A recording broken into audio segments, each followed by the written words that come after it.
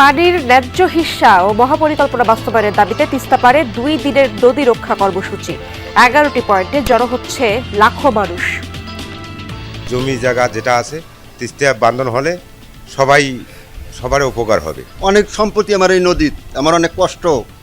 এই কারণে আমি এখানে 3 দিন থেকে এখানে থাকি, আসি এদের পাশে। ঝিনাইদহের সরাতলা গ্রামে সমাজপতিদের বিধিনিষেধ, বাজানো যাবে না বাদ্যযন্ত্র, ঢুকতে পারবে না হকার ও তৃতীয় লিঙ্গের মানুষ। আইন বহির্ভূত কর্মকাণ্ড বলছেন ইউএনও। শরীয়তপুরে খাল ভরাট করে সেতুর সংযোগ সড়ক, জলাবদ্ধতার কবলে 500 একর ফসলি জমি। সড়ক বিভাগের অদূরদর্শিতার খালের ভিতরে ডাঙ্গে জমিনের পানিটা নেমে যেত, এই খাল ওনার তারা বন্ধ করে ফেলেছে। ধান হতো, পাহাড় হতো, আপনার ফসল পেঁয়াজ রসুন লাগাইতাম, অনেক ক্ষয় পড়ছে। তখন আমরা ক্ষতির বালায় বসে।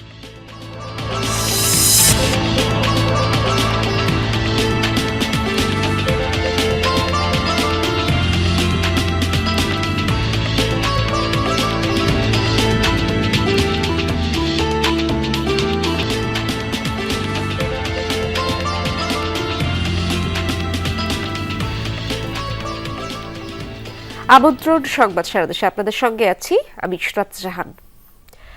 জাগো বাহে তিস্তা বাঁচাই স্লোগানে তিস্তার পানির ন্যায্য হিসাব এবং মহাপরিকল্পনা বাস্তবায়নের দাবিতে 2 দিনব্যাপী অবস্থান কর্মসূচিতে অংশ নিতে তিস্তার জমায়েত স্থলগুলোতে জড়ো হয়েছে সাধারণ মানুষ। দুপুরে কর্মসূচির উদ্বোধন করবেন বিএনপির মহাসচিব মির্জা ফখরুল ইসলাম আলমগীর। তিস্তা অববাহিকার 5টি জেলার 11টি স্পটে কয়েক হাজার তাঁবু, বড় বড় প্যান্ডেল ও মঞ্চ করা হয়েছে। রাতে মিছিল নিয়ে এসব জমায়েত স্থলে অবস্থান নিয়েছে অনেকে। তাদের দাবি বিচ্ছিন্নভাবে নয়, অন্তর্বর্তীকালীন সরকারের সময়েই শুরু করতে হবে তিস্তা মহাপরিকল্পনার কাজ। পাশাপাশি ভারতকে তিস্তার ন্যায্য হিস্সা চুক্তি বাস্তবায়ন করতে বাধ্য করতে হবে। আয়োজকরা আরও জানান, আন্তর্জাতিকভাবে তিস্তার ক্ষতবিক্ষত পরিস্থিতি তুলে ধরে ভারতকে তিস্তা চুক্তি বাস্তবায়নে চাপ প্রয়োগ করতে এই উদ্যোগ নেওয়া হয়েছে। কর্মসূচিতে নদী অববাহিকার 2 পারে 242 কিলোমিটার জুড়ে গণপদযাত্রা, মানববন্ধন ও সাংস্কৃতিক কর্মসূচি সহ রয়েছে নানা আয়োজন। এসবের মধ্য দিয়ে তিস্তাপাড়ের মানুষের জীবন ও জীবিকা তুলে ধরা হবে। সমাপনী দিনে কাল ভার্চুয়ালি যুক্ত হয়ে বক্তৃতা দেওয়ার কথা রয়েছে বিএনপির ভারপ্রাপ্ত চেয়ারম্যান তারেক রহমানের।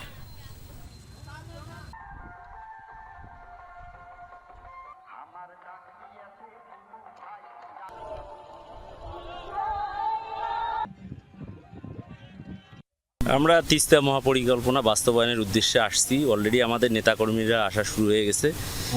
আর কথা হচ্ছে আমরা আন্দোলন সফল করে ঘরে ফেরার চিন্তা ভাবনা করতেছি।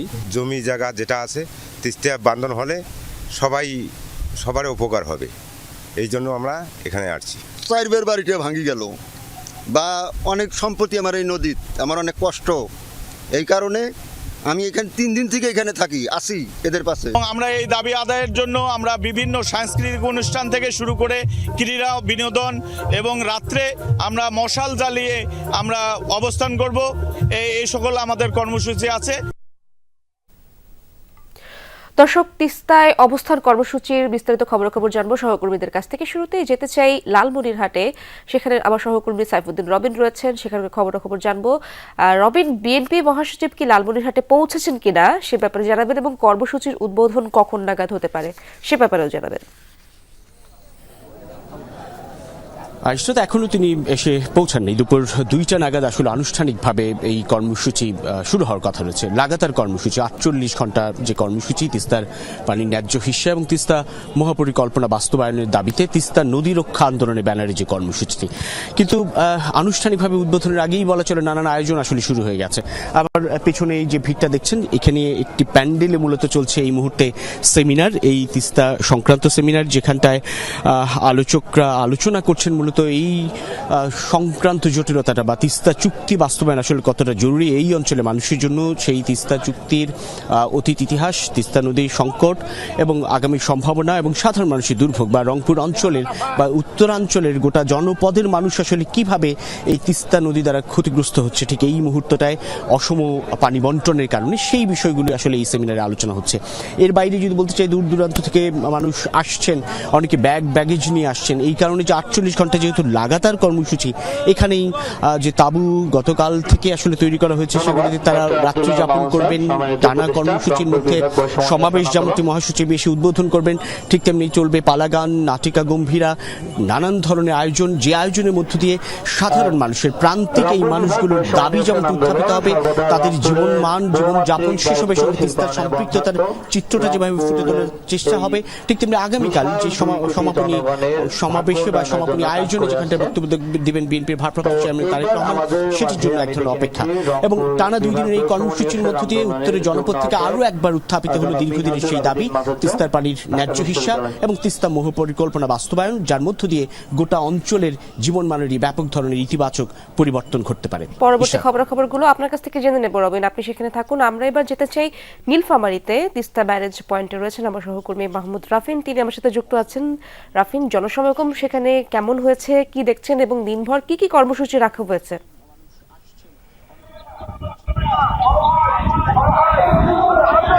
ইশরাত, তিস্তা নদী রক্ষা আন্দোলনের আজকে যে অবস্থান কর্মসূচি আজ এবং আগামীকাল চলবে। নীলফামারীর ডালিয়া ব্যারেজ পয়েন্টের পূর্ব এবং পশ্চিম দুই দিকেই কিন্তু অবস্থান কর্মসূচি চলমান রয়েছে। 2টার দিকে কেন্দ্রীয়ভাবে উদ্বোধন হবে এই কর্মসূচির। ইতিমধ্যে কিন্তু ডালিয়া ব্যারেজের পশ্চিম পয়েন্টে কিন্তু নীলফামারীর ডিমলা উপজেলা তিস্তা অববাহিকা সাধারণ মানুষ, বিএনপি নেতাকর্মী এবং এই তিস্তা আন্দোলনের সাথে যারা দীর্ঘদিন আন্দোলন সংগ্রাম করে আসছেন তারা কিন্তু আস্তে আস্তে আসতে শুরু করেছেন। এবং আমরা ক্যামেরায় যেটি দেখতে পাচ্ছি, এটি তিস্তা ব্যারেজের পূর্ব দিকে, এটি হাতিবান্ধা, লালমনিরহাটের হাতিবান্ধা এবং পাটগ্রাম উপজেলার তিস্তা পাড়ের সাধারণ মানুষ, বিএনপি নেতাকর্মী এবং এই তিস্তা নদী রক্ষা আন্দোলনের যে প্রধান সমন্বয়ক আসাদুল হাবিব দুলুর ডাকে নীলফামারী, লালমনিরহাট, পঞ্চগড়, লালমনিরহাট, রংপুর এবং কুড়িগ্রাম এবং গাইবান্ধার তিস্তা পাড়ের মানুষ, এই তিস্তা পাড়ের মানুষ তারা কিন্তু তিস্তার ন্যায্য হিস্সা এবং মহাপরিকল্পনা বাস্তবায়নের দাবিতে যে আন্দোলন, এটি তারা বলছেন যে এই অন্তর্বর্তীকালীন সরকার তিস্তার পানির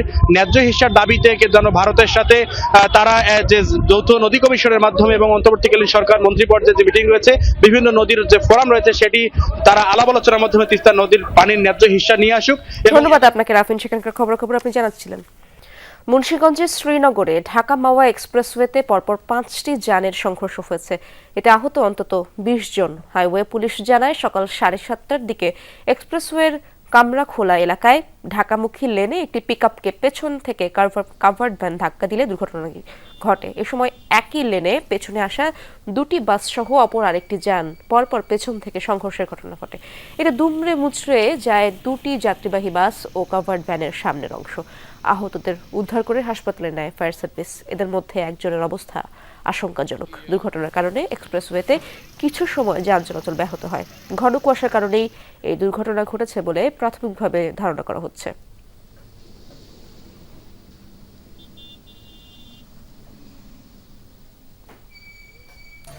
ফরিদপুরের ভাগায় ঘন কুয়াশার কারণে বাস ও কাভার্ড ভ্যানের মুখোমুখি সংঘর্ষে 10 যাত্রী আহত হয়েছে। সকাল 7টার দিকে ফরিদপুর বরিশাল মহাসড়কের চুবুর্তি এলাকায় দুর্ঘটনার কবলে পড়ে যানবাহন দুটি। দুর্ঘটনার পর দুই পাশে প্রায় 5 কিলোমিটার যানজট দেখা দেয়। আহতদের উদ্ধার করে স্থানীয় হাসপাতালে চিকিৎসা দেওয়া হচ্ছে।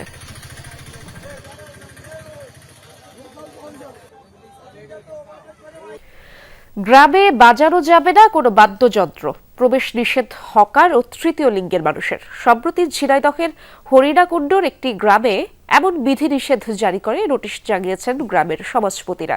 তাদের দাবি, এলাকায় বিশৃঙ্খলা বাড়াবাড়ি বন্ধ করা ও উঠতি বয়সীদের পড়াশোনায় মনোযোগী করতেই এই উদ্যোগ। বিষয়টিকে আইন বহির্ভূত কর্মকাণ্ড বলছেন ইউএনও। হরিণাকুণ্ড উপজেলা শহর থেকে প্রায় 10 কিলোমিটার দূরের জনপদ সরাতলা গ্রাম। সমাজপতিদের জারি করা সাম্প্রতিক কিছু বিধিনিষেধের কারণে স্থানীয়ভাবে বেশ আলোচনায় গ্রামটি। সম্প্রতি এলাকার বিভিন্ন বাড়িঘর ও দোকানের দেয়ালে সাঁটানো হয়েছে এই নোটিশ। গ্রামে নিষিদ্ধ করা হয়েছে সব ধরনের বাদ্যযন্ত্র। যারা বাজাবে তাদের জরিমানার পাশাপাশি অভিভাবকদের বিরুদ্ধেও আইনগত ব্যবস্থা নেয়ার হুঁশিয়ারি দেওয়া হয়েছে। একই সাথে গ্রামে হকার এবং তৃতীয় লিঙ্গের মানুষকেও নিষিদ্ধ করার কথা বলা হয়েছে নোটিশে। নোটিশ আকারে টাঙিয়ে দেয়া 100 টাকার স্ট্যাম্পে স্বাক্ষর রয়েছে এলাকার জনপ্রতিনিধি, স্কুল মাদ্রাসার শিক্ষক, মসজিদ কমিটির সভাপতি, ইমাম সহ অন্তত 20 জনের। তাদের দাবি এলাকায় মারামারি, উচ্ছৃঙ্খলতা বন্ধ করা ও তরুণদের পড়াশোনায় মনোযোগী করাতে গ্রামের সবার মতামত নিয়ে এই উদ্যোগ নেওয়া হয়েছে। আমাদের গ্রামের ওসমান গনি তিনি মারাই গিয়েছে একদিন, সারা রাত বক্স বাজাইছিল, সে বিরক্ত হয়ে 3 বার গেছিল যে বাবা সকল তোমরা বক্স বাজিও না, অথচ সে বক্স বাজানো তো বন্ধই করলো না। পরের দিন তাই নিয়ে একটা গোলযোগ সৃষ্টির প্রকার দেখা গেল। হিজলেরা এসে তাদের যে বিল করে, এই বিল দেওয়ার সমর্থন কেউ থাকে না। আমরা একটা সমন্বয় করে দেখলাম যে আমাদের ছেলেবেলে বাচ্চাদের যদি লেখাপড়া শেখাতে হয় তাহলে এরপর থেকে সরিয়ে দিতে হবে এই পথটা। সামাজিকভাবে গ্রামের সবাই সুবিধার্থে এই কাজটা করা হয়েছে, নিজেরা বসে আর কি। এ বিষয়ে ক্যামেরার সামনে গ্রামের অনেকেই কথা বলতে রাজি হননি। বিষয়টিকে ইতিবাচক বলছেন কেউ কেউ। দেখেন এই জায়গায় একটা বাড়ি আছে, একেবারে এত জোরে সাউন্ড বক্স চালায়, আমাদের এখানেই নামাজ রোজা করা যায় না এরম অবস্থা। ছেলেরা এই যে গাঁজা মদ টদ খাইয়ে, ফেন্সিডিল খাইয়ে আড্ডা দেয়, এই বাদ্যবাজনা বাজিয়ে ওরা এইসব মস্ত কাজে লিপ্ত থাকে, সেই জন্য এইসব বন্ধ করে দেওয়া হয়েছে। ভালো দিক দিয়ে যদি হয় তাহলে হতেই পারে, আর যদি ওটা ভালো না আমরা করবো তাহলে আর কোনো সমস্যা নেই। এরই মধ্যে বিষয়টি স্থানীয় প্রশাসনের নজরে এসেছে। এটিকে আইন বহির্ভূত কর্মকাণ্ড বলছেন উপজেলা নির্বাহী কর্মকর্তা। যারা এ ধরনের নোটিশ জারি করেছে তাদের আইনের আওতায় আনার আশ্বাস তার। অফিসার ইনচার্জ মহোদয়কে দায়িত্ব দেওয়া হয়েছে এটা যে কারা এই ঘটনা ঘটিয়েছে এবং সেখানে ইউনোর অনুমতি ব্যতি রেখে এই ধরনের আইন বহির্ভূত যে কর্মকাণ্ড করছে এই বিষয়গুলোকে ট্রেস আউট করা হচ্ছে এবং তাদেরকে আমরা আইনের আওতায় নিয়ে আসবো। শরতলা গ্রামে প্রায় 2000 মানুষের বসবাস। গ্রামটির বেশিরভাগ মানুষেরই পেশা কৃষিকাজ। জাহিদ হাসান, যমুনা নিউজ। সাবেক জনপ্রশাসন মন্ত্রী ফরহাদ হোসেনের স্ত্রীকে ঢাকা থেকে গ্রেফতার করেছে পুলিশ। মেহেরপুর সদর থানার ওসি জানান, সাবেক জনপ্রশাসন মন্ত্রীর স্ত্রী সৈয়দা মোনালিসা যুব মহিলা লীগের কেন্দ্রীয় কমিটির সহসভাপতি। রোববার রাতে ঢাকার ইস্কাটনের একটি বাড়ি থেকে তাকে গ্রেফতার করা হয়। সকালে তাকে মেহেরপুরে নেওয়া হয়। তার নামে মেহেরপুরে বৈষম্য বিরোধী ছাত্র জনতার ওপর হামলার পরিকল্পনা, হুকুম সহ বিভিন্ন অভিযোগে 3টি মামলা রয়েছে। দুপুরে তাকে আদালতে তোলার কথা রয়েছে। সারা দেশে অপারেশন ডেভিল হান্টে রংপুরে 45 জন সহ অন্তত 88 জনকে গ্রেপ্তার ও আটক করা হয়েছে। রাতভর অভিযানে গাজীপুর মহানগর পুলিশ 5 জনকে ও জেলা পুলিশ 5 জনকে গ্রেপ্তার করেছে। এ নিয়ে গেল 9 দিনে জেলায় 384 জনকে গ্রেপ্তার করা হয়েছে।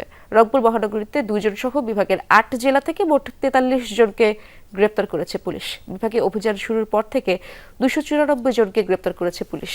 গ্রেপ্তারকৃতদের বিরুদ্ধে বৈষম্য বিরোধী ছাত্র আন্দোলনে হামলা, হত্যা চেষ্টা সহ নাশকতা, পরিকল্পনা ও অর্থ যোগান দেওয়ার অভিযোগ রয়েছে। সবাই আওয়ামী লীগ ও অঙ্গ সহযোগী সংগঠনের নেতাকর্মী। এছাড়া নারায়ণগঞ্জে 9 জন, জামালপুরে 9, পাবনায় 6, চুয়াডাঙ্গায় 4 ও টাঙ্গাইলে 4 জন এবং সাতক্ষীরার তালা জেলা আওয়ামী লীগের উপপ্রচার সম্পাদক প্রণব ঘোষ বাবলুকে গ্রেপ্তার করা হয়েছে। সেতুর সংযোগ সড়কের নকশার একটি ভুলের কারণে পানিতে তলিয়ে আছে অন্তত 500 একর ফসলি জমি। শরীয়তপুরের নড়িয়ায় খাল ভরাট করে অ্যাপ্রোচ সড়ক নির্মাণ করায় পানি প্রবাহ বন্ধ হয়ে দেখা দিয়েছে জলাবদ্ধতা। এ কারণে কয়েক বছর ধরে ক্ষতির মুখে হাজারের বেশি প্রান্তিক কৃষক। দ্রুত খালের পানি প্রবাহ ফিরিয়ে আনতে যথাযথ উদ্যোগের আশ্বাস সড়ক ও জনপথ বিভাগের। প্রথম দেখায় মনে হয় বিস্তীর্ণ এলাকা জুড়ে যেন কোনো জলাশয় অথবা কোনো বাওর। এটি বোঝার উপায় নেই বছর 5 আগেও এখানে চাষ হতো ধান, পাট সহ নানা ধরনের সবজি। অপরিকল্পিতভাবে একটি সেতুর সংযোগ সড়ক নির্মাণ করায় ভেসে গেছে একরের পর একর ফসলি জমি, তাই বন্ধই হয়ে গেছে আবাদ। 2021-22 অর্থবছরে ঢাকা শরীয়তপুর মহাসড়কে কীর্তিনাশা নদীর উপর একটি সেতুর জন্য সংযোগ সড়ক নির্মাণ করে সড়ক ও জনপথ বিভাগ। এই সংযোগ সড়কের নির্মাণের জন্য গাগরিজোড়া খালের মুখসহ ভরাট করা হয় 400 মিটার অংশ। ফলাফল প্রবাহ বন্ধ হয়ে জলবন্দী হয়ে পড়ে বিস্তীর্ণ অঞ্চল। কচুরিপানা ও আবর্জনার দখলে ফসলি জমি, আবাদ করতে না পারায় দীর্ঘস্থায়ী ক্ষতির মুখে প্রান্তিক কৃষক ও জমির মালিকরা। ধান হতো পাহাড় হতো আপনার ফসল পেঁয়াজ রসুন লাগাইতাম অনেক ক্ষয় পড়ছে। তখন আমরা ক্ষতির বালায় বসে ওটা পাড়া ব্রিজটা আজকে 3 থেকে 4 বছর ধরে এই ব্রিজটা করার লগা মানে যে খালের ভিতরে ডাঙ্গে জমিনের পানিটা নেমে যেত এই খালটা ওনার তারা বন্ধ করে ফেলেছে। ডিসি অফিসে যোগাযোগ করছি, এরপর টিউন অফিসে যোগাযোগ করছি, আমাকে নশাসন ভূমি অফিসে যোগাযোগ করছি। সারা আমাকে সান্ত্বনা দিছে যে এখানে খাল আছে, 300 কত জায়গায় জানি খাল আছে, কিন্তু আমাকে সেটার কোনো সুফল দেয় নাই। কৃষি অধিদপ্তরের মতে জলাবদ্ধতায় তলিয়ে আছে অন্তত 500 একর ফসলি জমি। কৃষকের লোকসান কমাতে দ্রুততম সময়ে বিকল্প উপায়ে পানির প্রবাহ ও নিষ্কাশনের পরামর্শ কৃষি কর্মকর্তার। গাগিজা খাল আপাতত বন্ধ হয়ে আছে, এটা যেন আমাদের প্রায় 400 থেকে 500 একর জমি, যেটা আমাদের আসলে এক ফসলি জমি। মূলত আমাদের বড় মৌসুমে এখানে বিভিন্ন ধরনের সরিষা, পেঁয়াজ, রসুন আবাদ হতো, কিছু কিছু এলাকায় ধান হতো। এটা আপাতত এবছর আবাদ হচ্ছে না, কারণ আমাদের জলাবদ্ধতা এখন আছে। কিন্তু কি করে খালের মুখ বন্ধ করে তৈরি হয় সড়ক? সড়ক ও জনপথ বিভাগ জানায় প্রকল্পের নকশায় ভুল করে বাদ পড়ে যায় খালটি, তাতেই এই ভোগান্তি। এটা যখন স্টাডি করা হয়েছিল এই কিভাবে এটার সড়ক ডিজাইন করা হবে ওভারঅল ব্রিজের, সে সময় হয়তো ওইটা বিবেচনা থেকে কোনো কারণে বাদ পড়ে গেছে খালটা। তবে আমরা এখানে মানে খালের চলাচল যাতে এই নির্মাণ কাজ শেষে আবারও স্বাভাবিক হয় সেজন্য যেটা করা প্রয়োজন আমরা সেটা করব। কৃষি বিভাগ বলছে খালের পানি প্রবাহ সচল হলেই আগের মতো ফসল উৎপাদন হবে, সমস্যা নিরসন হবে হাজারের বেশি ভুক্তভোগী কৃষকের। হুমায়ুন রশিদ, যমুনা নিউজ। আর এই ছিল সংবাদ সারা দেশের এখনকার আয়োজনে। এতক্ষণ যারা সঙ্গে ছিলেন সবাইকে ধন্যবাদ।